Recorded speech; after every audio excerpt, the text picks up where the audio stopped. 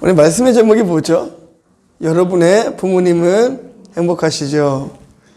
오늘 이제 어버이 주일로 드리게 됩니다. 사실은 이제 날짜상으로 보면은 저번 주에 드리는 곳이 맞는 것 같은데 이게 어린이날과 딱 겹쳐 있어요. 그래서 부득이하게 시간상으로 오늘 어버이 주일로 드리게 됩니다. 우리가 어떻게 하면 부모님을 좀 기쁘시게 해드릴 수 있을까? 이 문제를 좀 우리가 고민해 볼 필요가 있는 것 같습니다. 그냥 그저 상식적인 이야기를 하고자 하는 것이 아니라 하나님께서는 부모와 자녀의 관계를 어떻게 형성하고 계시는지, 그리고 또 부모로서의 역할, 자녀로서의 역할을 말씀은 어떻게 이야기하고 있는지 한번 나눠보고자 합니다. 여러분들이 잘 알고 계신 대로요, 최근에 자살하는 노인들의 숫자가 급격히 늘어나고 있습니다. 그런데 그 원인들을 살펴보니까요, 그 자살률을 한번 조사해 봤어요. 이 한림대학교에서 춘천지방에 있는 그 노인들을 대상으로 한번 조사를 해봤더니 이런 결과가 나왔습니다. 독거노인들이 자살할 확률이 높다라고 합니다. 경제적인 어려움을 겪고 있는 어르신들이 자살할 확률이 높아졌다고 합니다. 아무래도 이 물질적 어려움을 겪다 보니까 바깥에서의 활동도 잘 못하게 되고 또 아파도 병원에 잘 가지 못하게 되는 그런 일들이 있는 것이지요. 그런데 여러분 더 놀라운 것은요, 그렇게 독거노인 그리고 경제적인 어려움을 겪고 있는 노인들 중에 자녀가 멀쩡하게 잘 살고 있는 사람들이 많았다라는 것이에요. 자녀들이 충분히 경제적인 능력이 있고 살아감에도 불구하고 이렇게 우리 부모님의 세대들이 자살을 선택하고 이 어려움을 당하게 되는 이유가 무엇일까요? 아주 작은 일들부터 시작되지 않았을까 생각을 합니다. 우리 꽃집을 하고 계시는 모 권사님이 계십니다. 그렇죠? 교회에 계시죠? 우연히 우리 권사님 꽃집 앞을 지나가다가 이제 권사님과 잠시 대화를 나누는데 올해 들어서 이 학생들이 카네이션을 사가는 일이 없었다고 그래요. 작년까지만 해도 아이들이 그렇게 카네이션들을 사갔는데도 올해는 없답니다. 이 카네이션을 사간다라는 것에 대한 의미가 그냥 꽃 한 송이를 안 샀다 이런 의미가 아니지 않습니까? 그만큼 그 세대가 점점 부모를 공경하지 않는 세대로 변해가고 있고 효를 가르치지 않는 그런 세대가 되어가고 있다는 것을 의미하고 있는 것일 것입니다. 그렇기 때문에 우리들은 이 빈곤에 따른 고통과 또한 이 외로움들을 해결하기 위해서 자녀들과 많은 소통들이 있어야 될 것 같습니다. 또 자녀의 세대도 부모님의 세대와 충분한 대화 그리고 많은 소통들이 필요할 것 같습니다. 제가 한 소년을 좀 소개하고자 해요. 이 소년은요, 바다를 정복할 꿈을 키우면서 오랫동안 지나왔습니다. 일평생 이 뱃사람으로 살아갈 것을 다짐을 했어요. 그러다가 어느 날 아주 좋은 조건에 이 선박회사에 취직을 하게 됐습니다. 그리고 자신의 꿈을 펼칠 수 있게 되었어요. 먼 나라로 이렇게 항해를 할 수 있는 기회가 주어졌습니다. 디데이가 되었어요. 이 항해를 떠나기 위해서 자신의 모든 짐도 다 배에 실어놓고 그리고 어머니께 작별 인사를 드리러 갔습니다. 그래서 어머니 이제 제가 긴 여행을 하게 됩니다. 이 선박에 오르게 되면은 이 나라 저 나라를 다니면서 이제 생활하게 될 것입니다. 라고 얘기한 것이죠. 그랬더니 어머니께서 슬픈 표정으로 눈물을 흘리시면서 아들을 떠나보내는 것이 너무 괴롭다라는 거예요. 내가 아들을 떠나보내는 게 너무 괴롭다라고 말씀하신 것입니다. 그래서 평소에 이 효심이 지극했던 소년이 바다를 정복하고 항해하기 위한 자신의 꿈을 포기하고 어머니의 손을 잡고 제가 떠나지 않겠습니다 하고 그 배에서 내렸습니다. 그때 그 부모님이, 그 어머님이 그 아들에게 이렇게 얘기했습니다. 성경에 보니까 부모를 공경하는 자들에게 복을 주신다 말씀하셨는데 그 복이 전부 다 너에게 가기를 원한다 라고 이야기해 주면서 매일매일 그 자녀를 위해서 기도합니다. 큰 사람으로 써달라고 기도합니다. 자신의 꿈마저 포기하고 이 어머니의 말씀을 들은 이 아들을 하나님 축복해달라고 기도합니다. 그리고 이 아들이 이제 더 장성하고 더 커서 훌륭한 사람이 되죠. 누굴까요? 미국의 초대 대통령인 조지 워싱턴 대통령인 것이죠. 어떻습니까? 많은 사람들은 부모님을 공경하는 것에 대한 복을 이야기할 때에 추상적인 것으로 여기곤 합니다. 그래서 하나님께서 부모를 공경할 때 주시는 복들에 대한 것을 우리가 추상적인 복으로 여기며 살아가는데, 물론 이 단적인 조지 워싱턴의 예로 말씀드렸지만 하나님의 말씀의 성취는 실제적인 것입니다. 그렇기 때문에 우리가 이 말씀에 남아있는 하나님의 약속을 대면할 때에는 이 약속의 말씀이 내 삶 가운데도 성취될 수 있다는 것을 여러분들이 확신하고 전잠을 가지고 보셔야 되는 것이에요. 그리고 말씀을 순종할 때에 주시는 그 놀라운 축복의 은혜가 단순히 생각 속에서 그냥 감정으로 일어나는 것이 아니라 물리적으로도 일어날 수 있다는 것을 여러분 깨달아야 되는 줄 믿습니다. 이 초대 대통령 조지 워싱턴은 어머니의 말을 듣고 어머니의 슬픔을 바라보면서 어머니가 행복했으면 좋겠다라는 그 생각 하나만으로 배에서 내렸지만 하나님께서는 그를 초대 대통령으로 만들어주시는 놀라운 역사를 행해주셨던 것이지요. 오늘 이 시편 말씀을 통하여서요, 우리가 부모의 기도, 부모로부터 받는 이 지원, 기도의 지원이 얼마나 중요한 것인지, 그리고 부모 공경하는 것이 어떤 것인지 말씀을 통해 여러분들과 한번 나눠보고자 합니다. 첫 번째는요, 무엇보다 부모님을 기쁘게 해드리는 것이 효도인 것이죠. 25절 말씀 한번 볼까요? 시작. 부모님을 기쁘게 해드리는 방법에 어떤 공식이 있는 것은 아닌 것 같습니다. 다 다릅니다. 마치 그 개그 코드가 조금씩 다르듯이 조금씩 다릅니다. 네. 지난번에 저도 유심히 살펴보지는 못했는데 우리 장로님께서 어떤 유머를 한마디 던졌어요. 근데 저는 재미가 별로 없었습니다. 그 주변에 있는 사람들도 아무도 안 웃었습니다. 근데 우리 권사님만 웃으시더라고요. 함께 살아간 시간들이 오래되다 보니까 그 사람의 유머가 좋고, 네, 그 사람의 말이 좋게 되는 것이죠. 그러니까 두 분이 같이 살 수 있는 거겠죠? 이 코드가 맞으니까요. 부모님과 자녀의 이 코드가 맞아야 되는 것이에요. 내가 원하는 것을 부모님께 해드리는 것이 아니라 부모님이 원하는 것이 무엇인지를 고민하는 것입니다. 생각하는 것입니다. 마치 우리가 하나님을 어떻게 기쁘시게 해드릴 수 있을까, 이것을 고민하는 것과 같은 이치인 것이지요. 저는 하나님을 기쁘시게 하기 위해서 예배를 선택하고 기도를 선택하고 말씀을 선택합니다. 이와 마찬가지로 우리의 인생 가운데에 부모님이 무엇이 기쁘실까를 잘 생각할 수 있는 시간들이 필요한 것 같습니다. 룻기 4장 14절에 보니까요, 이 룻에 대한 이야기가 나옵니다. 한번 말씀 보도록 하겠습니다. 시작. 여인들이 나오미에게 이르되 찬송할지로다.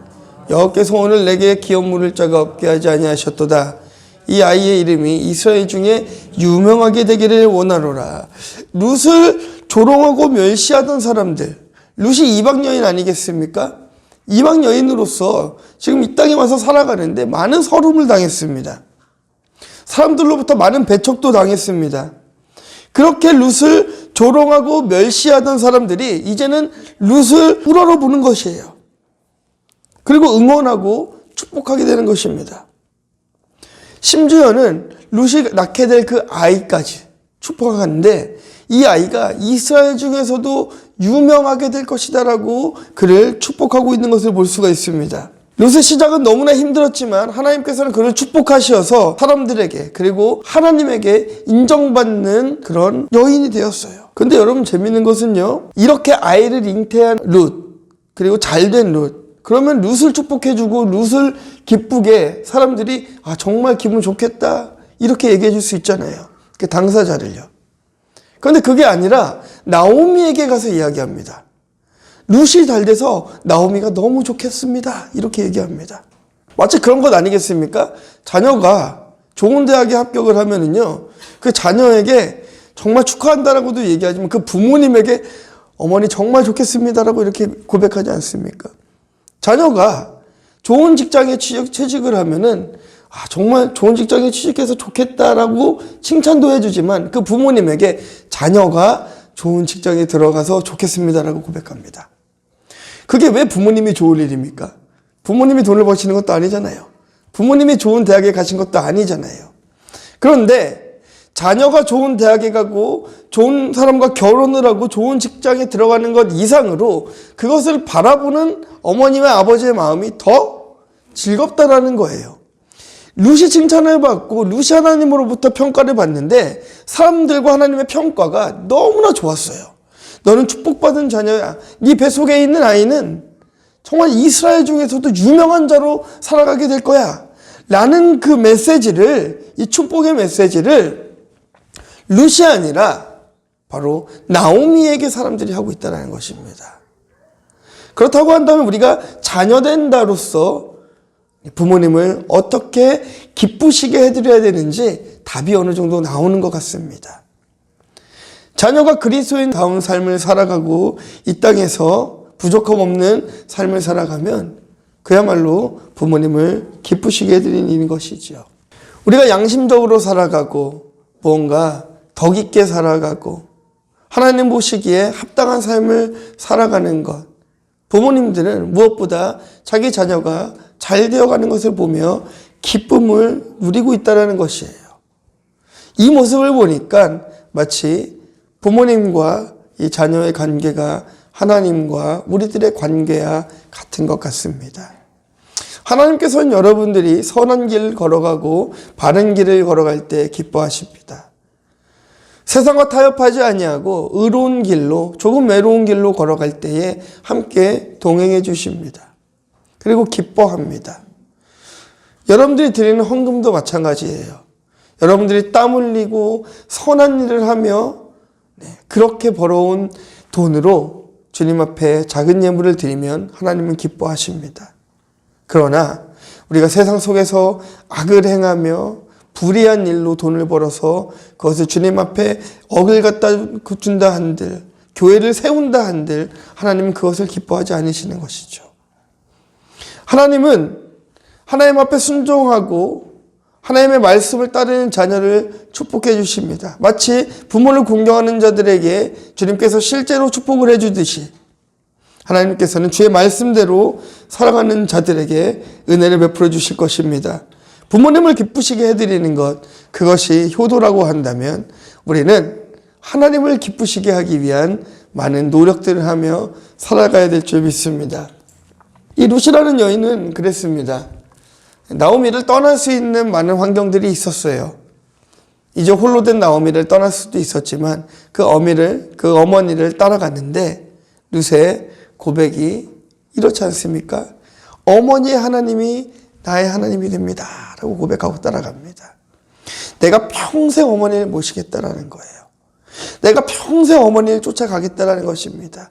확신 없는 삶에서, 확신 없는 땅으로, 아무것도 준비되어 있지 않는 땅으로 가지만 그 속엔 어머니가 믿는 하나님이 우리의 삶을 책임져 주실 것이라는 믿음의 확신이 있었기 때문에 어머니를 따라갈 수 있게 되었고, 부모님을 기쁘시게 해드린 이 효과, 결국에는 하나님의 마음을 감동하고 그를 축복하셔서 예수 그리스도의 그 놀라운 계보에 들어가게 되는 역사가 일어난 것을 우리가 목격했다라고 한다면, 우리가 어버이 주일 맞이하여서 부모님을 기쁘시게 해드리는 것이 무엇인지 잠시 고민하고 생각할 수 있는 여러분들이 되시기를 주님의 이름으로 축원합니다. 자, 두 번째는요, 이 부모님을 업신여겨서는 안 됩니다. 우리 말씀 보도록 하겠습니다. 시작. 가끔 제가 이제 시골에 가면은요, 저희 할아버지께서도 장로님이십니다. 자, 할머님도, 외할머님도 권사님이시고요. 할아버지 할머니께서 이렇게 앉혀놓고 지금도 이야기를 합니다. 교회가 평화로우려면 장로 말을 잘 들어야 된대요. 우리 할아버지가 장로님이시니까. 그리고 성도 말을 잘 들어야 된다라고 말씀하십니다. 그 말인즉슨요, 성도들과 악한 것을 타협하며 살아가라라고 말씀하시는 것이 아니라 최대한 사람들의 말에 귀를 기울여야 된다라는 인생의 지혜를 알려주시는 것이죠. 이미 저희 할아버지는 이제 연세가 많이 드셨고 천국과 갈 날이 오히려 더 가까워지셨기 때문에 그분이 살아가던 그 세대와 제가 살아가던 세대는 너무나 다릅니다. 그렇지만 그 시간이 지나도 변하지 않는 하나님의 말씀의 법, 그리고 시간이 지나도 변하지 않는 인간과 인간이 대하는 이 법이라는 것이 있는 것이죠. 이것은 인생을 살아온 분들만이 느낄 수 있고 해줄 수 있는 충고이자 조언일 수 있는 것입니다. 그렇기 때문에 자녀들은 이런 말씀들을 들을 때에 지금 세대적으로 이것이 불가능한 것이다라고 그냥 배척하고 버려두는 것이 아니라 이것을 새겨듣고 발전하고 계승시켜야 될 필요가 있습니다. 우리가 개혁주의 신앙이다라는 말을 많이 합니다.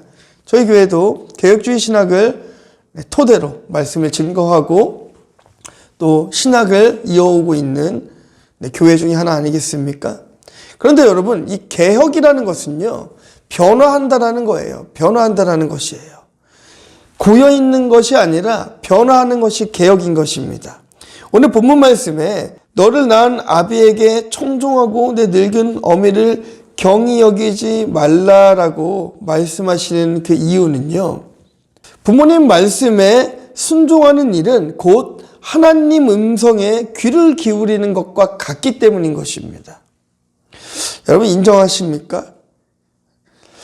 사실 그렇습니다. 부모님 말씀 따라 살아가는 게 어찌 보면 가장 안전한 길 아닐까요? 모르겠어요. 여러분들이 어떻게 생각하시는지 모르겠습니다. 그래서 저는 좀 제 뜻과 다르다 해도 일단 한번 해봅니다. 말씀하시면 일단 해봅니다. 그러니까 해보고 잘 안 되면 또 제가 생각했던 것도 한번 해보면 되잖아요. 중요한 것은 그것을 듣고 버리면 안 되는 거예요. 버리면 안 됩니다. 여러분 재밌습니다. 요즘 세대들이 MZ세대라고 이야기하지 않습니까? 이 MZ세대들의 여러분 그 특징이 뭔지 아세요? 공부를 좀 하셔야 됩니다. 지금 세대를 이해하셔야 됩니다. 일단 귀에는 뭘 꽂고 있어요? 에어팟을 꽂고 있습니다. 이 이어폰 같은 게 이제는 줄로 나오지 않고 이렇게 무선으로 되어서 귀에 꽂고 있어서 소리가 잘 들리질 않아요. 아무리 얘기를 해도 잘 들리지가 않습니다. 안 들리는 세대인 것만 같은 거예요. 아무리 이야기를 해도 들리지 않는 것 같은 세대 속에 우리가 살아가고 있는데 하나님께서는 그런 우리들의 세대 가운데 말씀하십니다. 아비의 말에 청종하고 늙은 어미를 경히 여기지 말라고 말씀하고 계십니다. 하나님께서는 우리들에게 부모님을 이 땅에 보내주신 이유가 있습니다. 여러분 무엇이라 생각하시죠? 부모님들은 자녀를 바라보면서 하나님이 나를 얼마나 이렇게 아끼셨는지를 깨닫습니다. 저도 저희 자녀들을 바라보면서 정말 이뻐요. 그 모습을 바라보면서 아, 하나님이 나를 정말 이렇게 사랑하시겠구나라는 것을 느낍니다. 반대로 자녀들은 부모님을 바라보면서 하나님이 나를 이렇게 사랑하시는구나 이것을 느낄 수 있어야 된다는 것이죠. 늙은 아비에게 청종하고 내 어미를 경히 여기지 말라는 것은 바로 이런 것들인 것입니다. 그 말을 극단적으로 말하자면 여러분들이 그렇다는 건 아니니까 좀 오해하지 마시고 들으세요. 그의 말을 무시하지 말라는 거예요. 그 말을 무시하지 말라는 거예요. 내 생각이 다르다고 무시하지 말라는 것입니다. 그 지혜를 들으라는 거예요. 경히 여기지 말라는 것입니다. 여러분이 들고 있는 이 성경책이 얼마나 낡았습니까? 얼마나 오래된 책입니까? 그렇죠. 심지어는요, 예수님의 이 십자가에 못 박히신 사건은 2000년이 넘은 사건 아니겠어요? 모세의 이야기, 아브라함의 이야기, 다니엘의 이야기는 수천 년이 지난 사건들 아니겠습니까? 그런데 우리는 이 말씀을 들으면서도 여전히 은혜를 받고 이 성경 속에 나와 있는 이 하나님의 사자들의 주의 종들의 모습을 바라보면서 지금도 은혜를 받고 그 말씀을 행하며 살아가려고 노력하는데 가까이 계시는 부모님의 말씀은 크게 들으려고 하진 않는 것 같아요. 너무 가까워서 그럴까요? 우리가 한번 좀 고민해봐야 할 필요가 있는 것 같습니다.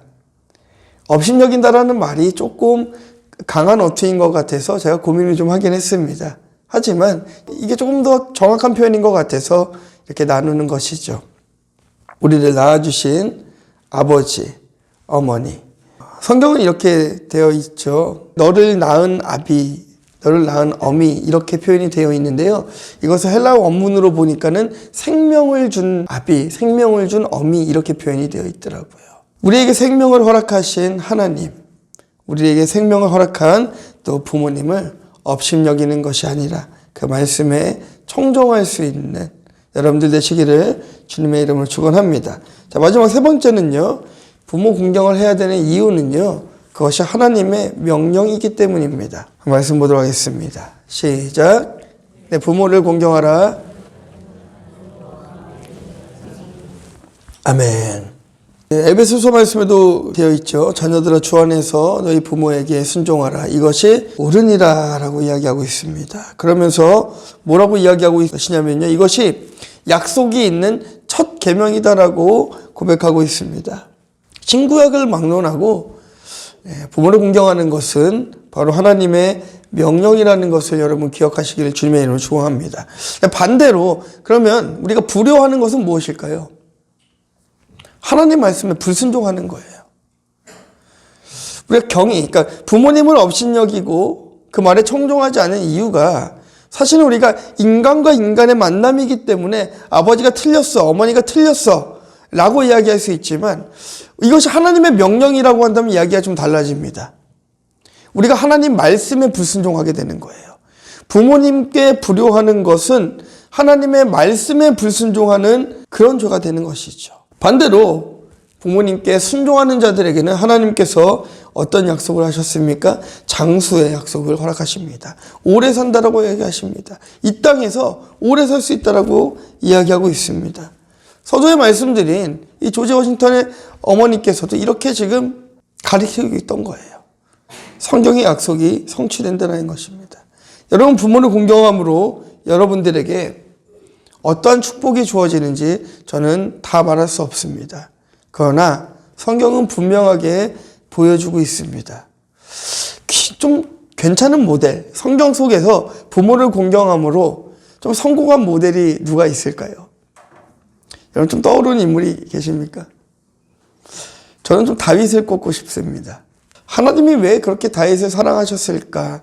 제가 말씀을 준비하면서 생각해 봤습니다. 물론 다윗이 그 율법의 핵심인 하나님을 사랑하고 이웃을 사랑하라는 하나님의 말씀에 그렇게 순종한 자이기도 했었습니다. 그렇지만 이 다윗은 부모 공경에 철저했던 사람 중에 한 사람이에요.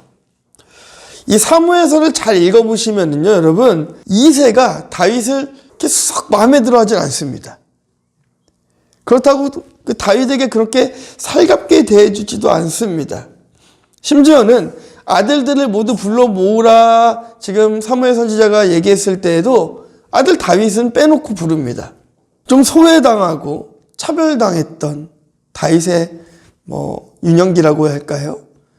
아버지 이새에게 있어서 다윗은 그렇게 중요한 인물이 아니었던 것으로 보여집니다. 그런데요, 다윗은 자신을 죽이려는 그 사울 왕을 피해 도망다니는 상황 가운데서도 자신의 부모님을 보호하고자 자신의 부모님의 안전을 위해서 이방인이었던 모압 왕 앞에 무릎을 꿇는 일이 있어요. 자존심이 상하는 일입니다. 그러나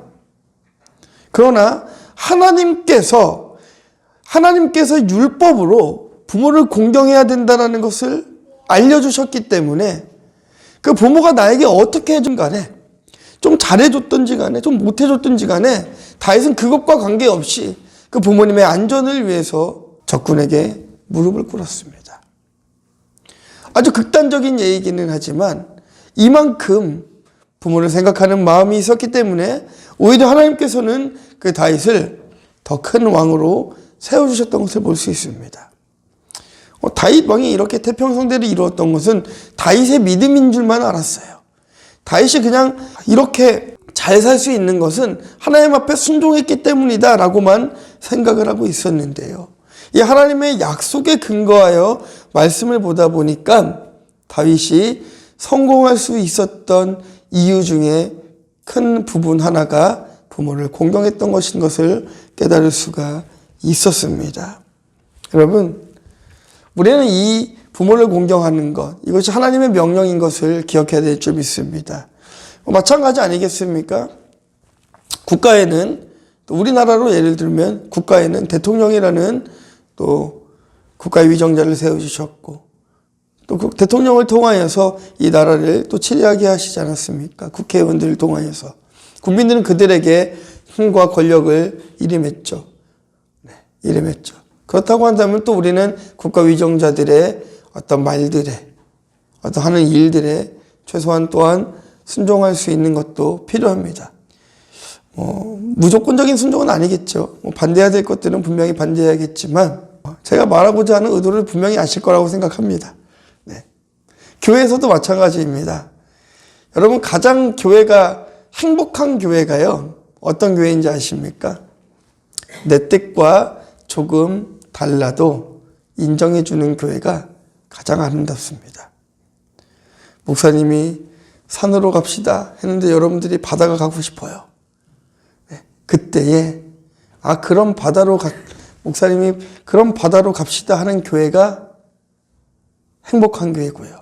성도들이 목사님이 좋아하는 산으로 갑시다 하는 교회가 행복한 교회예요. 저는 우리가 이런 다툼이 있었으면 좋겠습니다. 성도들 간에 그런 다툼이 좀 생겼으면 좋겠습니다. 오히려 당신이 좋은 걸 했으면 좋겠습니다. 이렇게 할 수 있는 여러분들 되시기를 주님의 이름으로 축원합니다. 부모에 공경한다는 것, 하나님의 명령대로 살아간다는 것, 그것은 조금은 어려운 일일지 모르겠습니다. 그러나 그 말씀대로 살아가면 하나님께서는 여러분들의 인생에 분명히 축복해 주실 것입니다. 오히려 이 존 스토트라는 사람은 미성년자들이 신앙의 문제로 부모와 의견이 맞지 않을 때에는 특별한 경우를 제외하고는 순종하라고 충고하고 있었습니다. 말하자면 진리의 문제로 충돌이 되지 않는다거나 혹은 악한 일을 부모가 시키는 것이 아니다라고 한다면 우선적으로 부모의 말에 순종하는 것이 옳다라고 성경은 이야기하고 있는 것입니다. 말씀을 정리하고자 합니다. 네. 제가 이런 말씀들을 여러분들과 잘 나누질 않아요. 제가 워낙 여러분들에게 가끔 좀 죄송할 때가 있습니다. 제가 공부하는 거를 조금씩 좋아해요. 그러다 보니까 지식적인 것들을 여러분들과 많이 나누고 싶고 말씀에 그런 것들을 많이 찾아오기도 합니다. 근데 오늘 말씀을 준비하면서는 여러분들에게 이 부모의 공경을 이야기하면서 이 다윗의 예와 이 조지 워싱턴의 모습을 보여주고 싶었습니다. 왜냐면요, 여러분들이 하나님께서 주시는 그 축복을 너무 가상현실로 생각하시는 것 같았어요. 이게 얼마나 실제적인 은혜인 것인지를 여러분들이 깨달았으면 좋겠습니다. 말씀의 성취, 하나님의 약속이 성취될 때에 그냥 우리가 물리적으로, 실제로 물질적으로 어려운 자들에게 하나님께서 물질을 주시고 육신의 질병이 있는 자들의 병을 치유해 주시는 하나님이라는 것 또한 여러분들이 믿었으면 좋겠습니다. 제가 여러분들께 계속 이야기하잖아요. 물질이 복이 아닙니다 라고 이야기하니까 또 여러분들 너무 물질을 안 구하시는 것 같아요. 네, 반주해 주셔도 돼요. 제가 여러분들에게 복 받으세요라고 이야기하는 것에 대한 중점은요, 자녀들에게 부모에게 순종함으로 하나님의 약속이 성취되었으면 좋겠다라고 말씀드리는 것은요, 이 성경에서 이야기하고 있는 하나님의 그 언약과 그 약속의 말씀이 여러분들 삶을 통하여서 분명하게 이루어진다는 것을 전제하고 있습니다. 일어납니다. 분명하게 일어납니다. 하나님께서는 약속을 성취하는 주의 자녀들을 통하여서 역사하십니다. 우리가 믿으면 되는 것이에요. 자녀들이 부모님에게 순종해야 되는 이유가 여러 가지 이유가 있지 않겠습니까? 사실은 당연한 것이잖아요. 그런데 왜 카네이션 한 송이도 사가지 않는 세대로 변해갔을까요? 놀라운 광경을 보게 됩니다. 편의점에 갔는데요, 부모와 자녀가 같이 와가지고 물건을 사는데 자녀가 부모님 앞에서 친구들끼리나 할 법한 그런 욕들을 막 섞어서 부모님과 대화를 해요. 근데 부모님들 그거 아무렇지도 않게 받아주고 계십니다. 기분이 좋아서 그냥 듣고 계셨을까요? 왜 그런 세대로 변해갔을까요? 충고해도 듣지 않는다라고 충고하지 않는 세대가 되었습니다. 학교는 조금의 체벌도 할 수 없는 공간으로 변해버렸어요. 어른들은 길거리에서 청소년들이 담배를 피고 있어도 끄라고 한마디 말할 수 없는 세대로 변해갔습니다. 근데 그게 우리 세상만 그렇습니까? 교회도 그렇게 변해가지 않았습니까? 마찬가지 아닐까요? 네. 교회 어른들의 말씀에는 귀 기울이지 않는 세대들이 되어가고 있습니다. 낡았다라는 것이죠. 시도조차 하지 않으려는 세대로 변해가고 있습니다. 부모님과 자녀의 관계는 어떻습니까? 엄마는 몰라, 아빠는 몰라, 이렇게 변해가지 않았습니까? 그런데 그것은 하나님 뜻이 아닙니다. 하나님께서는 여러분들에게 말씀하십니다. 부모를 공경하라. 그것이 약속이 있는 첫 계명이다 말씀하십니다. 모두 다 부모님께 순종함으로, 부모를 공경함으로 하나님의 약속의 성취를 바라볼 수 있는, 축복을 받아볼 수 있는 여러분들 되시기를 주님의 이름으로 축원합니다. 우리 함께 기도하기 원합니다. 우리 잠시 기도했으면 좋겠습니다. 한번 생각해 봤으면 좋겠어요. 여러분 큰 소리로 기도하지 않고 잠시 생각해 봤으면 좋겠습니다. 부모님을 좀 기쁘시게 해드릴 수 있는 것이 뭐가 있을까? 또 우리 하나님을 기쁘시게 할 수 있는 것이 뭐가 있을까? 한 30초 정도 잠시 묵상하며 생각해 보도록 하겠습니다.